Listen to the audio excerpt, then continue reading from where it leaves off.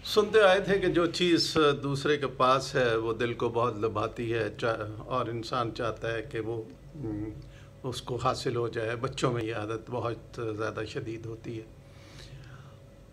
अब इस तरह अगर हम देखें तो चंद एक चीज़ें मुझे ऐसे मेरे जहन में आई और वो मैं आपको गोश गुजार करना चाह रहा था। मुझे याद है कि हमारी हाई क्लास में वो एक बैगर्स मेड एक पोएम होती थी, जिसमें एक बैगर खातून यानी फ़कीरनी बादशाह के दरबार में दाखिल होती है। उसके फटे हुए कपड़े होते हैं, खूबसूरती छलक रही होती है, और बादशाह अपना तख्त व ताज यानी तख्त से उतर आता है उसको रिसीव करने के लिए।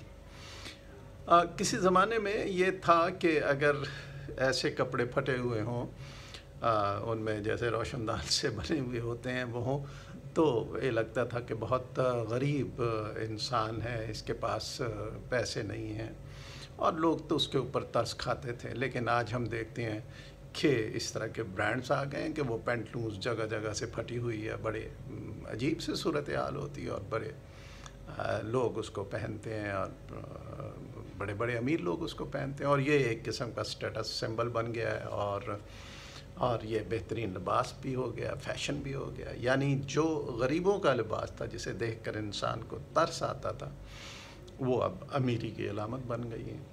इसी तरह अगर आप देखें कि बहुत पहले, 100 साल से भी ज़्यादा पहले, कहते हैं कि इटली में मज़दूरों को ऐसी खुराक दी जाती थी कि रोटी के ऊपर ही वो सालन वगैरह लगा देते थे, ताकि उसको वो खा लें, जल्दी खा लें और टाइम बच जाए, और वहीं से वो बच जाए और काम सफ़र ना करें। लेकिन आप ये देखिए कि अजीब ज़िंदगी है कि उसी से मुतासिर होकर पिज़्ज़ा बन गया, और पिज़्ज़ा अब अमीर लोग खाते हैं, पैसे वाले खाते हैं, और जो गरीब है वो उसे बाहर से देखता है। जो कभी गरीबों की खुराक थी, वो आज अमीरों की खुराक बन गई। तो आप ये देखें कि किस तरह चीज़ें बदलती चली जाती हैं। किसी ज़माने में मिट्टी के बर्तन में पकाया जाता था, मुझे याद है अच्छी तरह, हमने खुद देखा भी है मिट्टी के बर्तन में, और उसके पेंदे पे मिट्टी का लेप किया जाता था ताकि आग से वो टूटे नहीं, और वो भी एक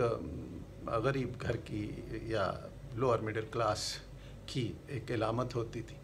लेकिन आज आप देखिए बड़े बड़े होटलों में वो मिट्टी के बर्तन में चीज़ें सर्व की जाती हैं। कैसे ज़माना बदल गया कि वो चीज़ जो कभी